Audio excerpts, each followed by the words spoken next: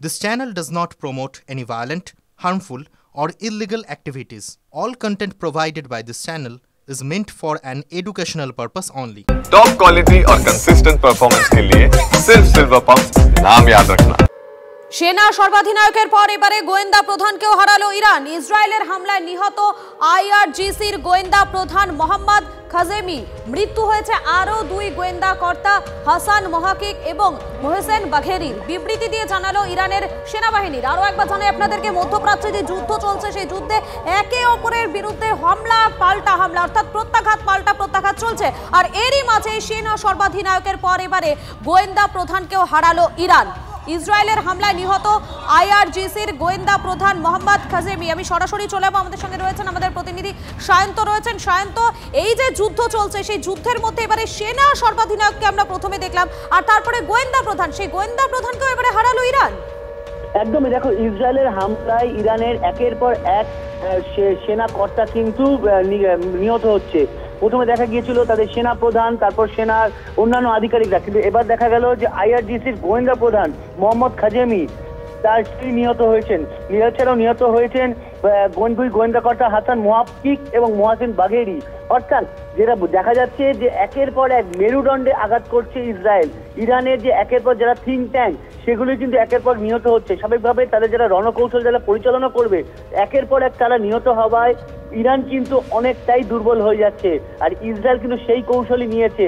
দেখো, এর আগে পরমাণু বিজ্ঞানীরা একের পর এক হানায় নিহত হয়েছেন, এরপর নিহত হচ্ছেন গোয়েন্দা কর্তারা, তারপর সেনা প্রধান। একের পর নিহত হওয়ায় কিন্তু রণকৌশল পরিচালনা করা, এমনকি খামেনিকে যারা বিভিন্ন রণকৌশল সম্পর্কে জানাবেন সেই সব গোয়েন্দা কর্তাদেরকে সেনাপ্রধান একের পর নিহত হওয়ায় কিন্তু ইরানের আগামী দিনে রণকৌশল পরিচালনা নিয়ে প্রশ্ন উঠে যাচ্ছে যে তারা কিভাবে পরিচালনা করবে।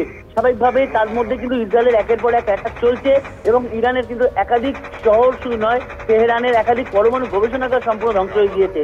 সব মিলিয়ে ইরান যে মানসিক এবং শারীরিক অনেকটাই দুর্বল হয়ে যাচ্ছে সেটা নিঃসন্দেহে বলা চলে।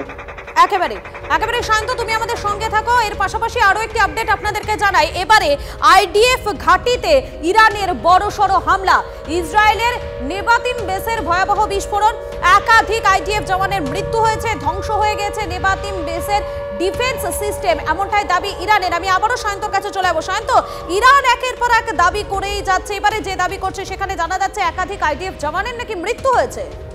দেখো, নেবাতিম বেস হচ্ছে ইসরায়েলের অন্যতম গুরুত্বপূর্ণ, শুধু বলে যায় না, স্ট্র্যাটেজিক্যালি অন্যতম শক্তিশালী একটি ডিফেন্স বেস, এবং সেখানে বিস্ফোরণ, সেখানে একাধিক আইডিএফ অর্থাৎ ইসরায়েলের সেনার মৃত্যু হয়েছে বলে ইতিমধ্যে ইরান দাবি করেছে। যদি ইসরায়েলের তরফে এখন সরকারিভাবে এ ব্যাপারে কোনো বিবৃতি আসেনি, কিন্তু ইরানের তরফে যে দাবি করা হয়েছে সেটা যদি সত্যি হয় তাহলে কিন্তু বড় সড় আঘাত ইসরায়েল সেনার কাছে। কারণ নেবাতিম বেসের যে ডিফেন্স সিস্টেম সেখানে কিন্তু শুধু স্ট্র্যাটেজিক্যালি অস্ত্র থাকতো না, বিভিন্ন কমান্ডো ওখানে ট্রেনিং সেন্টার এবং কমান্ডোদের বিভিন্ন অস্ত্র কমান্ডো বাহিনী সেখানে রয়েছে। এই হিসেবে তাহলে কিন্তু নেবাতিম বেসে যে একাধিক ইসরায়েলের সেনা মৃত্যু হয়েছে বলে জানানো হচ্ছে, তাতে কিন্তু কমান্ডো মৃত্যু হয়েছে এবং তাতে কিন্তু বড়সড় আঘাত ইসরায়েলের। এক্ষেত্রে বোঝা যাচ্ছে ইসরায়েল ইরান কিন্তু সমানে টক্কর চলছে এবং তাতে একের পর এক কমান্ডো থেকে সেনা দুপক্ষেরই মৃত্যু হচ্ছে। একেবারে ধন্যবাদ সায়ন্ত তোমাকে।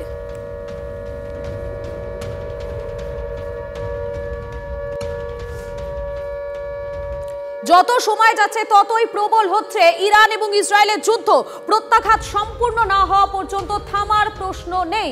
দুই মধ্যস্থতাকারী দেশ ওমান এবং কাতারকে জানিয়ে দিল ইরান, ইসরায়েলের হামলার মুখে সমঝোতা নয়, স্পষ্ট জানিয়েছে তেহরান। ফলে মধ্যপ্রাচ্যে আরো বেশি লম্বা হচ্ছে এই যুদ্ধের ছায়া।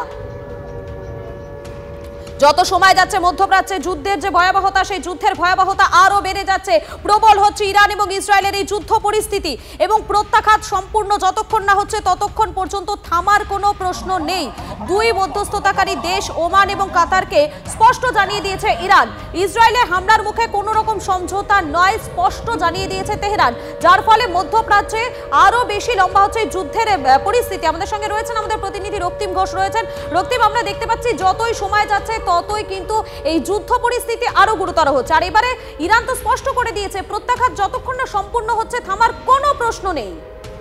দেখো, বিশ্ব কূটনৈতিক একটা কথা হচ্ছিল যে ইরান এবং ইসরায়েলের যুদ্ধ বন্ধ করার জন্য বাকি দেশগুলো যেভাবে মধ্যস্থতার প্রচেষ্টা করছে তাতে এই সপ্তাহে হয়তো যুদ্ধটা বন্ধ বা যুদ্ধটাকে স্থগিত করা যাওয়ার একটা সম্ভাবনা তৈরি হচ্ছিল। কিন্তু ইরান পরিষ্কার বলে দিয়েছে ইরানের সঙ্গে যারা মধ্যস্থতা করছে সেই দুই দেশ হচ্ছে কাতার এবং ওমান।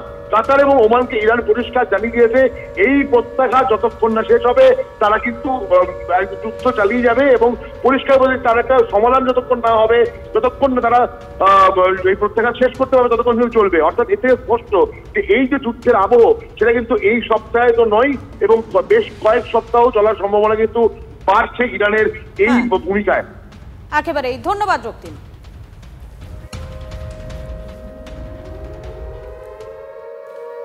আর অপরদিকে খামেনেইয়ের কপালে ভাঁজ আরো চওড়া করলেন এবারে ট্রাম্প। ইরানের বিরুদ্ধে যুদ্ধে ইসরায়েলের পাশেই থাকবে আমেরিকা।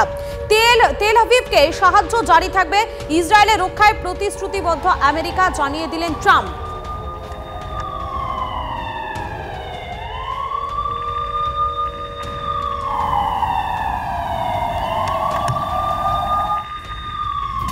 और इजरायली एयरफोर्स और नेवी का हमला। সবচেয়ে বড় ইম্পর্টেন্ট ব্যাপার মার্কিন যুক্তরাষ্ট্র কিরম ভাবে খেলছে এবং মার্কিন যুক্তরাষ্ট্র কিরম ভাবে স্টেপ নেবে সেটা পুরো রাষ্ট্রে দেখতে হবে। এখনো ইরান কিন্তু কোনো এক্সট্রিম স্টেপ নেয়নি। যদি স্ট্রেট অফ হরমুজ অথবা পার্সিয়ান গালফ বন্ধ করে দেয়, 24% পুরো এনার্জি যে সেল করে এই পার্সিয়ান গালফ দিয়ে তেল, যদি আমি সাধারণ মানুষকে বলি তেল যেটা নিয়ে যায় ক্রুড অয়েল এই সমস্ত আরব দেশ থেকে, ইরান থেকে, এই পার্সিয়ান গালফ থেকে পুরো রাষ্ট্রে যায়, বিশ্বে যায়, চীনে যায়, তুর্কিতে যায়। এখান যদি বন্ধ হয়ে যায় তাহলে তেলের অলরেডি 7% একদিনে হাইক হয়েছে,